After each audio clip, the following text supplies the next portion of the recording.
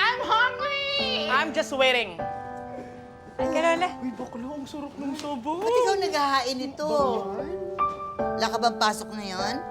Wala po, Le. Pagkatapos din ng kaso ni Liberty Sandoval, parang gusto ko rin muna magpahinga ngayon. Ay, nako. Grabe pala yan si Liberty, no? Alam mo, mula ngayon, hindi ko na siya idol. Ay, ako din. Simula ngayon, kakalimutan ko na siya. Uy, kayong dalawa, huwag nga kayong ganyan. Ngayon, kailangan ni Liberty yung suporta nyo. Basta, walang makakapagpabago ng isip ko. Ay, same tayo dyan, ate ko. Hindi ko na siya idol. It's a no-no. Hello? Okay po? Ay, okay po. Sige po. Okay, thank you. Gusto bakla? Sino yung kausap mo? Invited tayo sa premiere ng pelikula ni Liberty! Excited ako! Puntahan natin! Oo naman. Let's go. Akala ko makakalimutan na yan, Liberty na yan.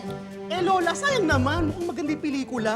Kaya nga, Lola, Tsaka ngayon lang kami a-attend ng premiere. Di ba? Bobby, sama ka. Mali mo, dun si Tonyo. Hindi na, okay lang ako. Kayo na lang. Pumunta kayo doon. Ako na magbabantay kay Lola dito mamaya. Halika na, kumain na nga tayo. Lumalamig na yung pagkain. Tara na. Ano ba yan? Ang lamig na nito. Lola, oh. Rice. Ito, pampabata.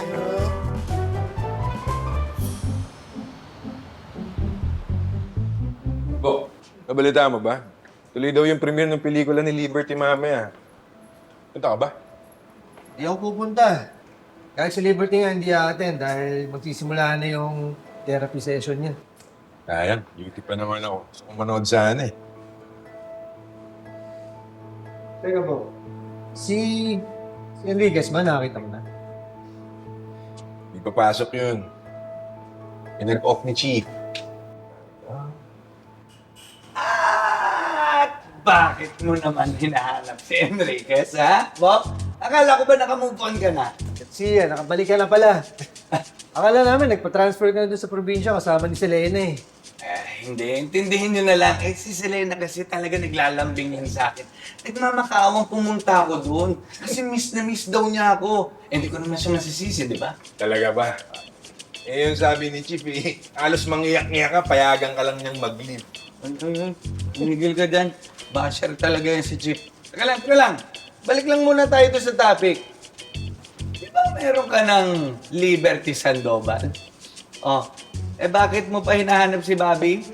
Bok, wala na yun. Eh, siya lang pala yung gumagawa ng mga death threats niya eh, para din sa promotion ng bago niyang pelikula. Ha? Oo, Bok. May problema si Liberty. Kaya kailangan niya talaga ng tulong ng professional. Mabuti nga at napapayag namin magpa-therapy. Sana makalabas siya kagad para makabalik din agad sa showbiz. Teka. Ibig sabihin, kung wala si Liberty Sandoval, hindi ka pa rin nakaka-move on kay Bobby. Siya pa rin ang love mo. Hindi naman mawawala yun, Bok.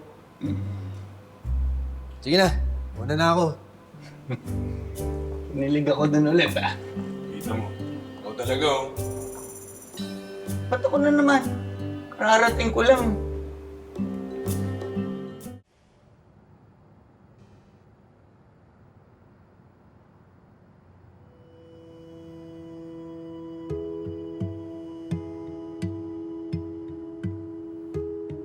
Gusto ko lang naman maging masaya si Anto. Kasi alam ko kung paano siya magmahal. Kaya deserve niya maging masaya.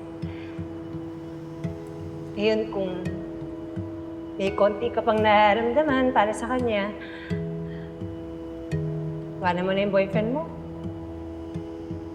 Yan sigurado ako. Ikaw lang ang iniintay niya. Tama. Kailangan malaman na ni Tonyo na hiwalay na kami ni Jared.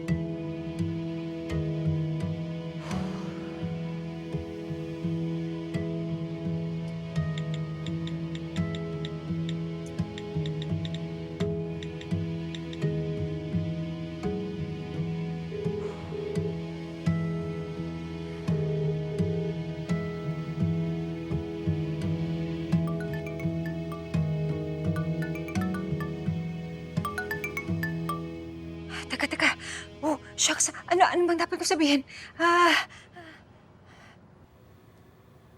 Hello? Hello, Bobby? Hello, patawag ka? Hello, may kailangan ka, Bobby?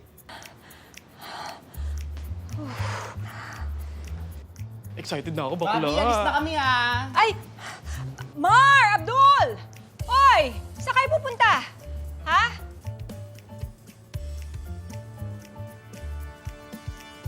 Papunta kami dun sa may premiere night ni Liberty. Oo nga, nagbago na ba isip mo, Bobby? Ngayon pala yun. O sige, ingat kayo Bye! Okay ka lang ba, Bobby? Oo nga, ba't ka sumisigaw? Nasa harapan mo lang naman kami. Ha? Hindi ako sumisigaw. Normal ko to. Ito na yun. Oo!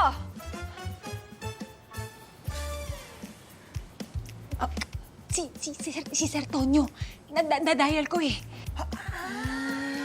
So, Bobby, kamusta na kayo ni Jared? Oo nga, kwentuhan mo naman kami! Hindi pa alam ni Sir Tonyo na hiwalay kami. Wag yung... Ano ba talaga? Anong bago sa inyo ni Jared, Bobby? Bobby, update! Magkwento ka naman! Share mo yan!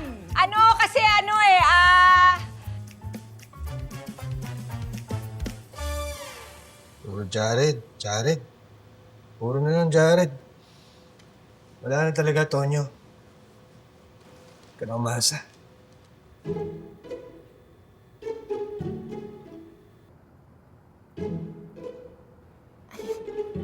Hello? Ay, salamat. Kayo! Ipapahamak niyo ako, Hindi pa nga niya alam na break na kami ni Jared. Ano ipapahamak?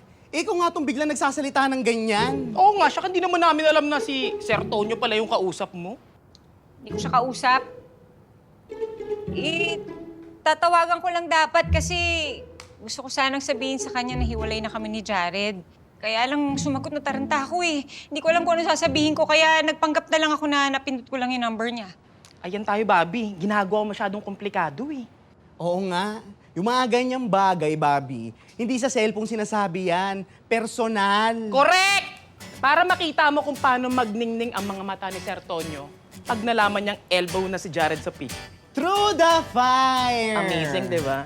Oo na, sasabihin ko naman sa kanya eh. Naghahanap lang ako ng timing. Sige na nga, umalis na kayo. Tara na. Kapangit niya umarte. Ha? Wow. Kasalanan pa namin, Oo nga, sinisi mo pa kami, ha? Kaya nga. Diyan ka Una na kami.